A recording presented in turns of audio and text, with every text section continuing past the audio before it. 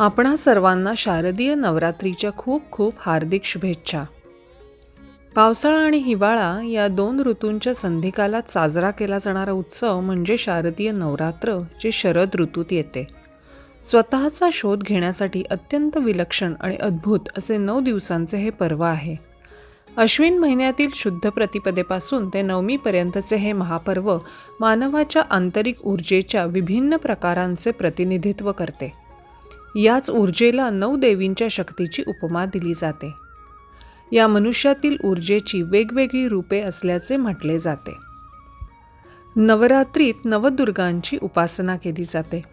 आज मी त्यांच्या रूपाचे प्रतिकात्मक विश्लेषण आणि त्यांच्या निर्गुण उपासनेविषयी थोडीशी माहिती देणार आहे.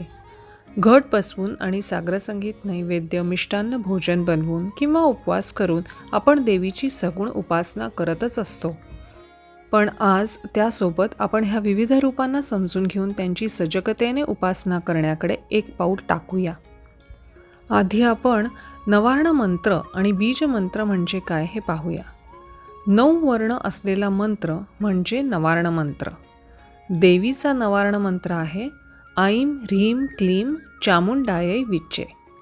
ह्यातील प्रत्येक अक्षराचा देवीच्या 9 रूपांशी आणि 9 ग्रहांशी थेट संबंध आहे.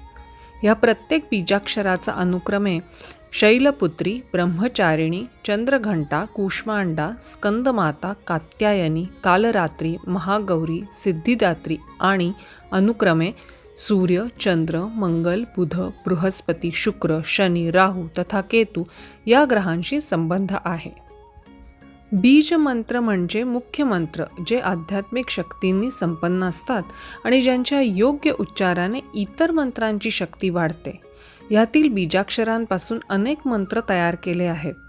ओम ऐं ह्रीं क्लीं श्रीं ह्रौं ग्लौं हूं यं लं वं शं दं गं हूं फट स्वाहा इत्यादी बीजमंत्र आहेत. ह्या मंत्रांचा योग्य उच्चार केल्यास ते अतिशय फलदायी ठरतात. देवी उपासनेत जपमाळ वापरत असल्यास 1 किंवा 3 माळा नवार्ण मंत्र, मग 1 माळ देवीचा बीजमंत्र किंवा देवीचा मंत्र आणि पुन्हा 1 किंवा 3 माळा नवार्ण मंत्र असे करण्याचा प्रघात आहे. ह्याला संपुटित करणे असेही म्हणतात. ज्यांच्याकडे घट बसत नाहीत त्यांनी देखील शुचिर्भूत होऊन देव्हाऱ्यात साजूक तुपाचे निरांजन लावून ही मंत्रोपासना केली तरी त्याचे उत्तम अनुभव येतात. मात्र उच्चार योग्यच करण्याची दक्षता जरूर घ्यावी. आता पाहूया आपण नवदुर्गांची विविध रूपे. कोण आहेत ह्या नवदुर्गा? नवदुर्गांचे प्रथम स्वरूप असलेली शैलपुत्री देवी तिच्या त्रिशूलाप्रमाणे त्रिलक्ष्य धर्म, अर्थ आणि मोक्ष यासह मनुष्याच्या मूलाधार चक्राचे सक्रिय बळ आहे. शैल म्हणजे पाषाण आणि पुत्री म्हणजे कन्या, मुलगी. देवीच्या या रूपाची आराधना केल्याने आपल्यामध्ये पाषाणाप्रमाणे अढळ प्रतिबद्धता येते.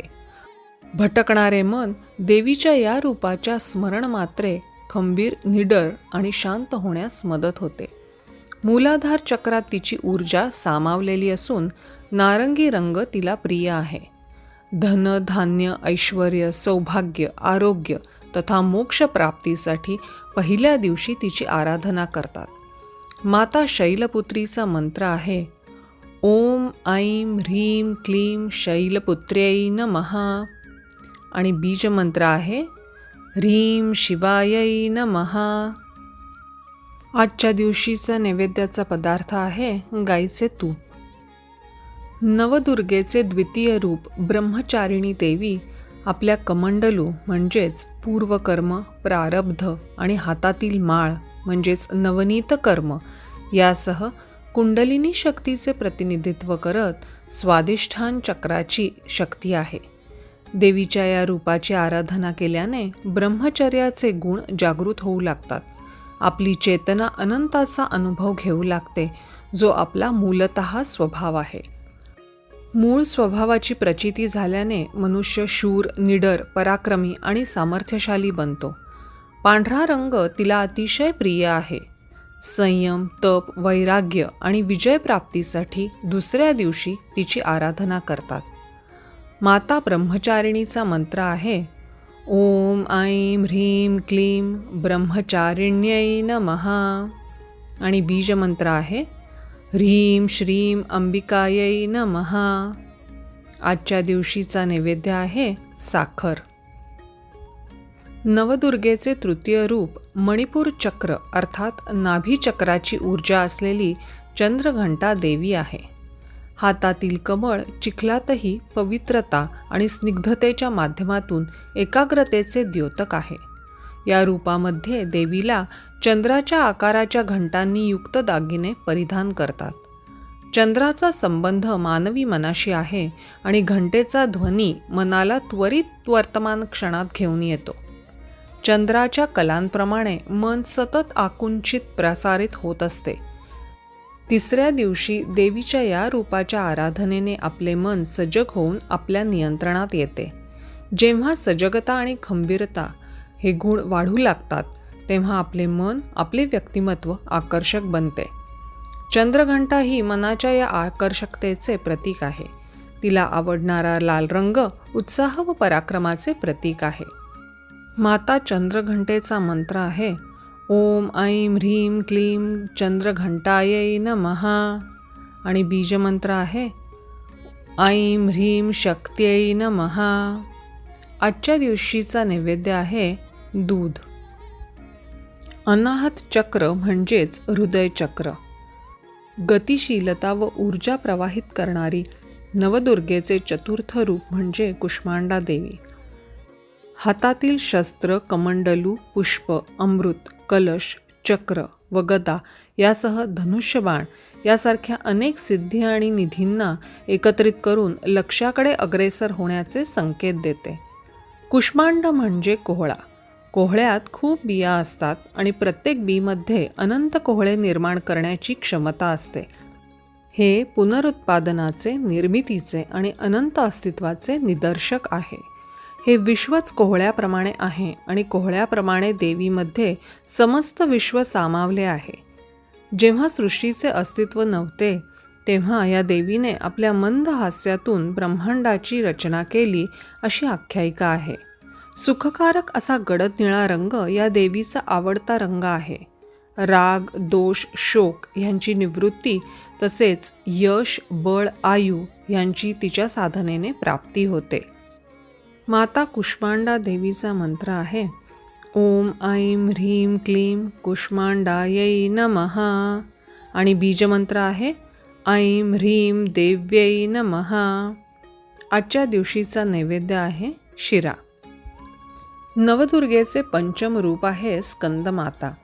विशुद्धी चक्र म्हणजेच कंठचक्राची क्रियाशील शक्ती असलेली स्कंदमाता आपल्या हातातील पंकजाच्या रूपात एक केंद्रस्थानी चेतनेचा विस्तार परिलक्षित करते. स्कंदमाता ही कार्तिकेयाची माता आहे. बाल कार्तिकेयासह सिंहावर आरूढ असे तिचे रूप आहे. सिंह शौर्याचे द्योतक आहे तर देवी साक्षात करुणेची मूर्ती आहे. स्कंद म्हणजे तज्ज्ञ, निष्णात. सामान्यपणे जे तज्ज्ञ किंवा प्रवीण असतात ते उद्धट असतात असे मानले जाते, पण येथे निरागसपणा वाढवणारा निष्णातपणा आहे.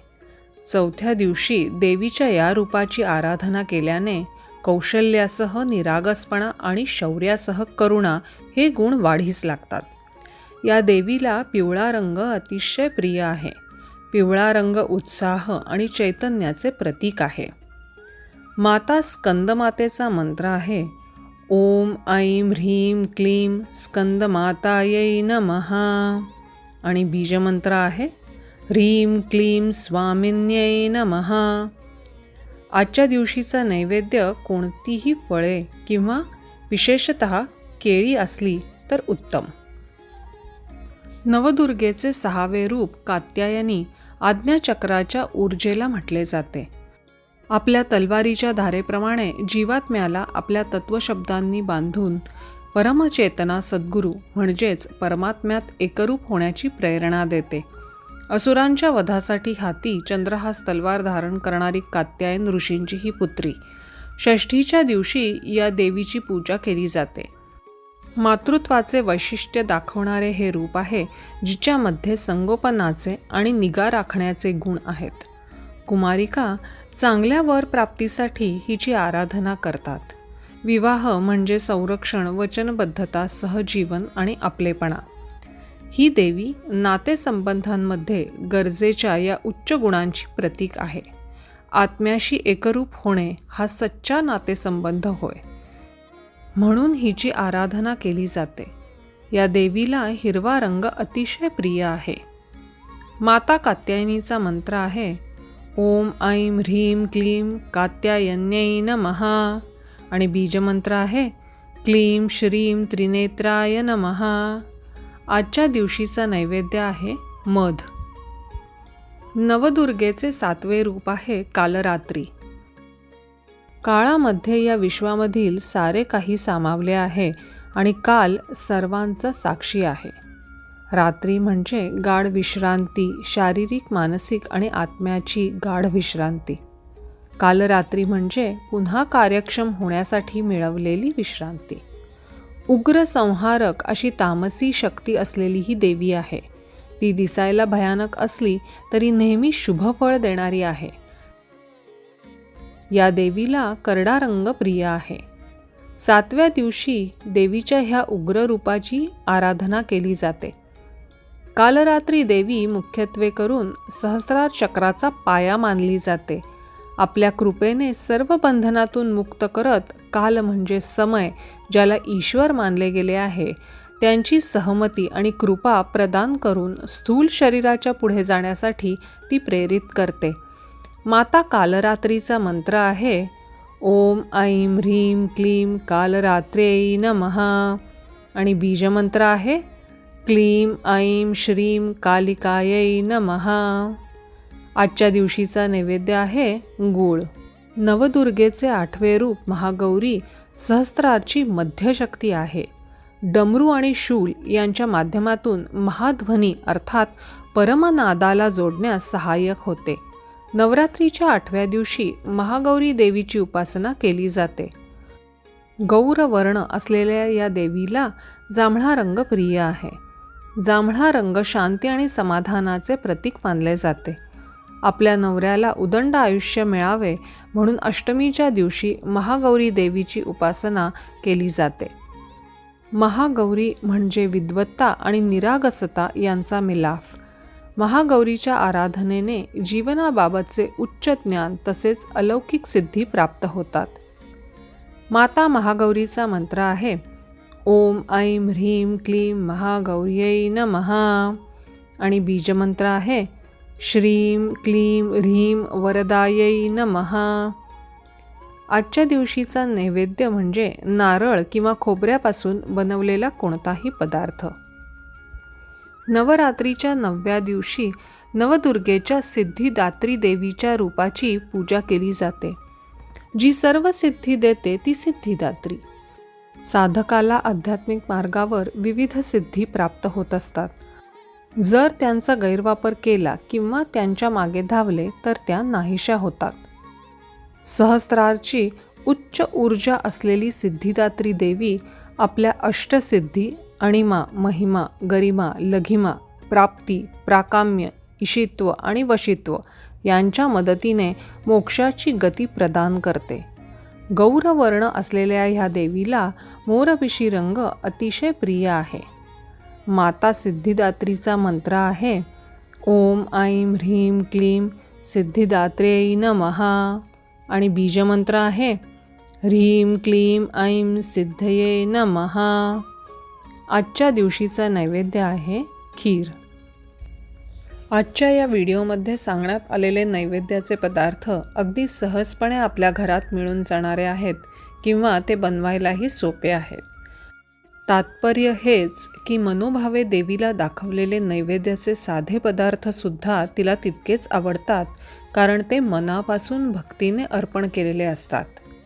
भारतात साजरे केले जाणारे नवरात्री पर्व नितांत वैज्ञानिक धारणांची एक जिवंत परंपरा आहे. अध्यात्म आणि आनंद यांची अतिशय सुंदर सांगड घातली गेली आहे. तुम्हाला हा व्हिडिओ आवडल्यास माझ्या चॅनलला सबस्क्राईब करा, बेल आयकॉनवर क्लिक करा म्हणजे पुढील नोटिफिकेशन्स मिळतील. ह्या व्हिडिओला लाईक करा आणि तुमच्या मित्रमंडळी आणि परिवाराबरोबर शेअर करा. धन्यवाद.